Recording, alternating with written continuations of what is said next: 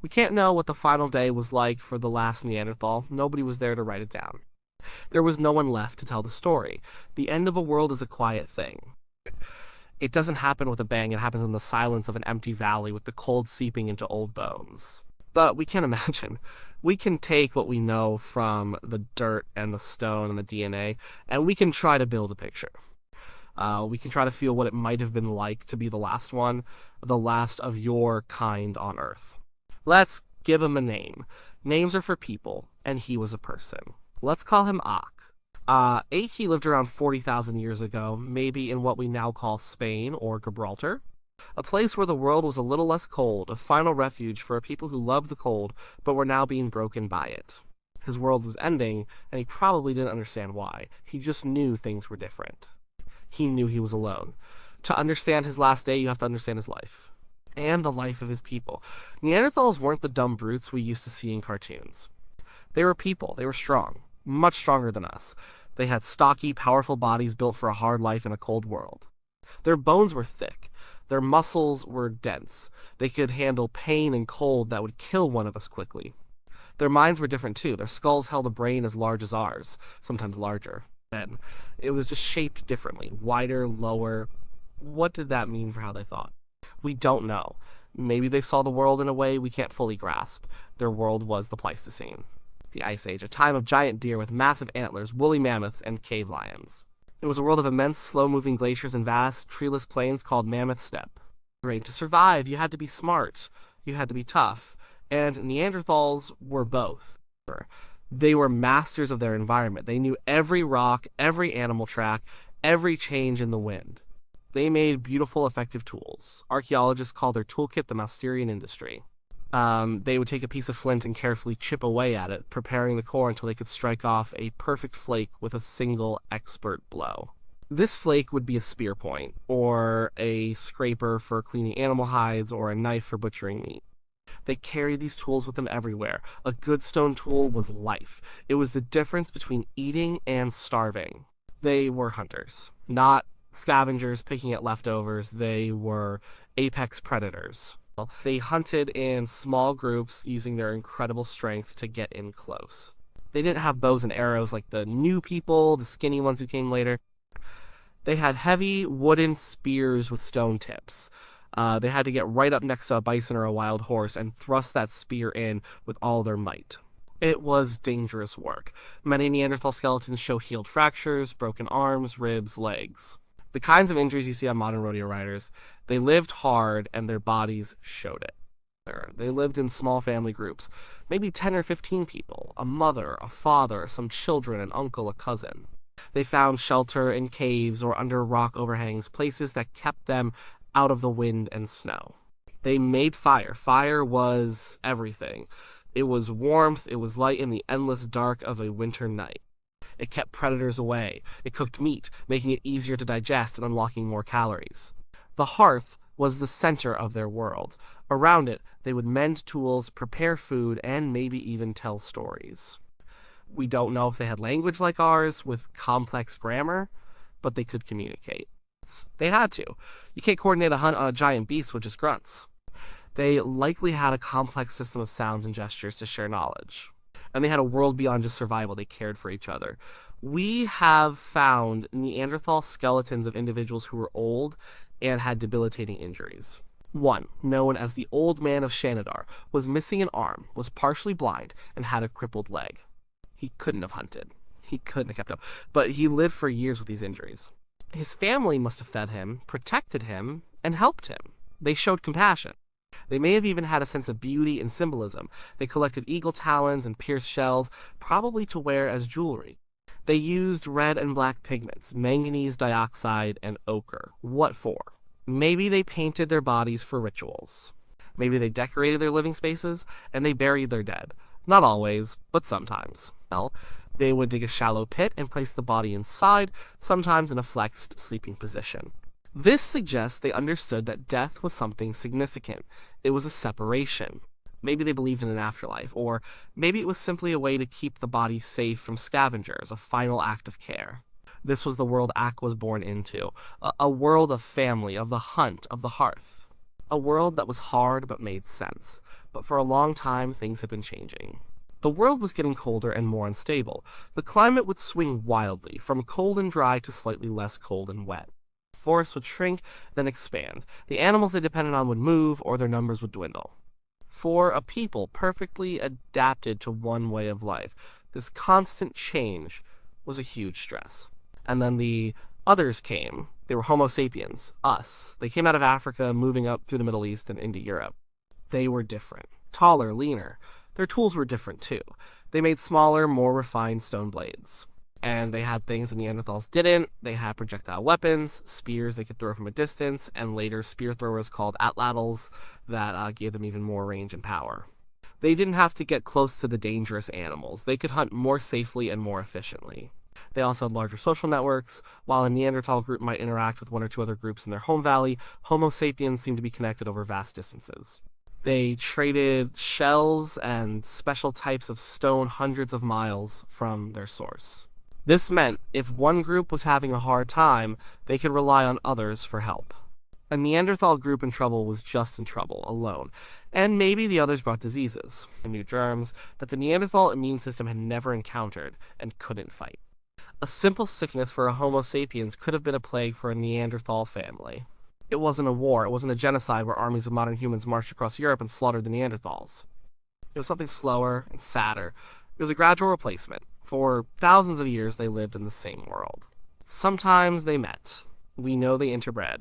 Many people today with ancestry outside of Africa carry a small amount of Neanderthal DNA in their genes. So they didn't just vanish. A part of them was absorbed into the new human population. But, as a distinct people, they were fading. Over centuries, their numbers just dwindled. A family group here would die out from a bad winter. Another group there would fail to find enough food. Their small, isolated populations made them vulnerable to inbreeding and bad luck. The world was changing, and the others were just better at adapting to that change. They had more babies that survived to adulthood. Slowly, inexorably, the tide turned. The Neanderthal world shrank. The familiar valleys became empty. The caves where families once gathered around a fire grew cold. Until, eventually, there was only one left. Ak. So let's picture his final day. He wakes up cold. The cold is deep in his bones now. It's not the clean, sharp cold of his youth, the kind that made the air feel alive. This is a damp, weary cold that never leaves him. His shelter is a shallow overhang on the side of a rocky hill. It's not a great cave, not like the one his family used when he was a child. The others have the good caves now. He saw their fires from a distance. He is alone. The silence is the first thing he notices every morning. For most of his life, waking was a thing of small sounds. His mother stirring the embers of the fire, his brother sharpening a stone point, the soft breathing of his mate beside him, the whimpering of a child. Now, there is only the wind. It's a lonely sound. His body aches, his right knee is a knot of pain, an old injury from a hunt years ago when a red deer had kicked him against a tree. His family had nursed him back to health. He remembers his mate chewing leather to make it soft, then wrapping his leg tightly. Her hands were rough, but her touch was gentle. She has been gone for many winters. His children, too, one taken by a sickness that made him cough and burn with fever. The other, his daughter, simply disappeared with her mate. He hoped they had found another group, another valley. But he knew, deep down, that there were no other groups to find. He is hungry. The hunger is a constant companion, a dull ache in his stomach. He gets up, his joints cracking. He looks at the last of his tools, a worn-out flint scraper, a single, well-made spear point attached to a slightly warped shaft of yew. He made the point a long time ago. His hands don't have the same strength or precision anymore. His last few attempts at striking a good flake from a core had failed, the rock shattering in the wrong way. This spear is all he has. The sun is a pale disk in a gray sky. He pulls an old hide around his shoulders. It is stiff and smells of old smoke and damp fur. He starts his daily round. First, he checks the snares he set for rabbits. He doesn't have the speed or the stamina to hunt big game anymore. Rabbits are all he can hope for. Both snares are empty. One has been tripped, the sinew loop broken. A rabbit got away. He feels a flash of frustration, a hot spark in his chest that quickly dies, leaving only tiredness. He doesn't have the energy for anger. He walks along a familiar game trail. His broad, splayed feet know this ground. Every rock, every root. He sees the tracks of deer. They pass through in the night. He sees the scat of a wolf. He is not afraid of the wolf. They have an understanding. They are both old hunters, past their prime. They leave each other alone. He walks for hours. The landscape is beautiful in a harsh, unforgiving way. Rocky hills covered in sparse pine and juniper. In the distance, the gray shimmer of the sea. He used to come here with his family to collect mussels from the rocks at low tide. He remembers the taste of them, salty and rich. He remembers his son laughing as a wave splashed his face. The memory is so clear it's like a punch to the gut. It's not a happy memory anymore. It's just a reminder of everything he has lost. The world is full of ghosts. Around midday, he sees them. The others. They are down in a small sheltered cove by the sea. There are maybe 20 of them. A lot. They are loud. He can hear their high-pitched voices carrying on the wind. Well, they are nothing like his people, who move through the world with a quiet purpose. The others are always making noise. He hides behind a cluster of boulders and watches. They look so fragile, so thin. Their limbs are long and gangly, but they move with a quick, nervous energy. They have tents made of animal hides stretched over bone frames. They have a big roaring fire, even though the sun is up. A waste of wood. A few of the men are coming back from a hunt. They are carrying pieces of a seal. They didn't have to get close to kill it. He sees the weapons they carry, light, thin spears. He has seen them use the throwers, the things that make the spears fly like angry birds, fast and true. It is a kind of magic he does not understand. A woman is sitting by the fire, working on a piece of hide.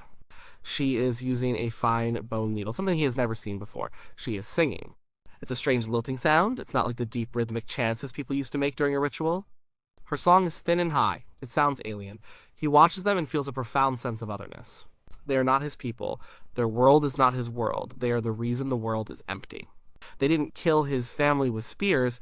They just outlived them. They were better at being numerous. They filled up the world until there was no room left for anyone else. He feels a wave of something. It isn't hatred. It's too tiring to hate. It's a deep, bottomless sadness. The world has moved on, and he has been left behind.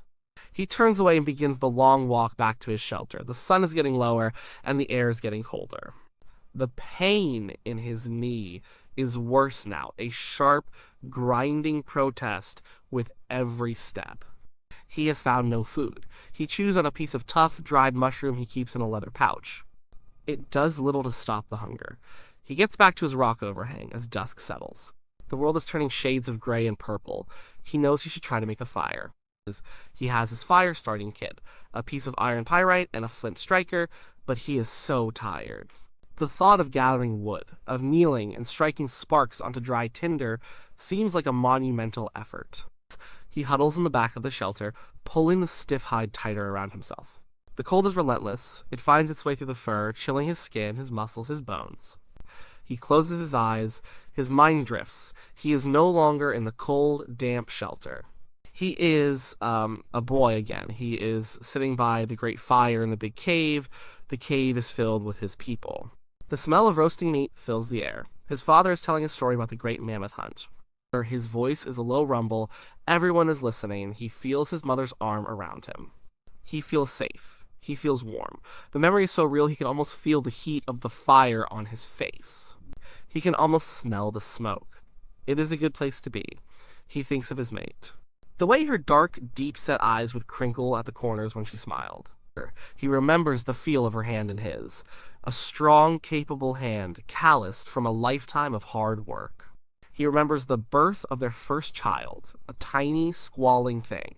He had been so afraid, but she had been so calm, so strong. These are the things he has left. The memories, they are all that remain of his world. A whole world, a whole way of being human, now exists only inside his fading mind. He has carried the ghosts of his people with him for so long. Now he is tired of walking. The pain in his knee has subsided to a dull throb. The gnawing hunger in his belly has gone quiet. The cold is still there, but it doesn't seem to matter as much anymore. It feels distant. He feels his breathing slow down. It is shallow. Each breath is a little harder than the last. Outside the shelter, the stars come out. They are the same stars his ancestors looked at for 100,000 years. They are cold and beautiful and indifferent. The wind whispers over the rocks. A wolf howls in the distance, a long, lonely call.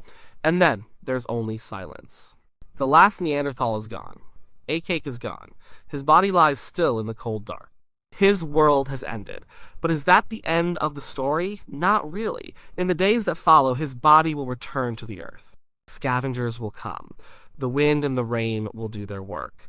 His thick bones will be covered by dirt and leaves. Over thousands of years, layers of sediment will build up over him. His bones will absorb minerals from the soil, turning slowly to stone. A fossil. His spear point, the last tool he held, will lie beside him. It will remain there, a perfect piece of stone, sharp and unchanged, waiting. And thousands of years later, another kind of human will come. Our kind. They will be digging in that same spot. Maybe they are archaeologists, or maybe just construction workers. They will find his bones. They will find his spear point. They will study him. They will measure his bones and marvel at their thickness. They will analyze the isotopes in his teeth and know what kind of food he ate. They will look at the wear on his joints and know he lived a hard life. And if they are very lucky, they will be able to extract tiny, fragmented strands of DNA from inside his fossilized bones. And they will read that DNA. It will be like finding a book written in a language nobody has spoken for millennia. And in that book, they will find his story. They will compare his DNA to ours. And they will find something amazing. They will find that pieces of his DNA, his genetic code, are not gone. They exist today, scattered in tiny fragments inside billions of us. A person in Tokyo might have a gene from Akake's people that affects their immune system. A person in Paris might have a gene that influences their skin or hair. So Ak wasn't truly the end. He was the last of his kind, the last pure Neanderthal. His world, his culture, his way of life, it all died with him in that cold shelter. That is a tragedy, like a whole form of humanity gone forever. But a whisper of him, a genetic echo, survived. It survived by merging with the others. The part of him that was passed down through those ancient encounters between our two peoples carried on. It became part of us. It is a reminder that we are not as separate as we think. Our story is not a straight line, but a braided river with streams that join and merge. The story of the Neanderthals didn't just end. It flowed into our own. The last day of the last Neanderthal was a day of silence, of loneliness, of cold. It was the end of a long, hard, and beautiful story, but his final, quiet breath was not the last word. The last word is still being written in our own DNA. A part of him is still here. A part of him is us.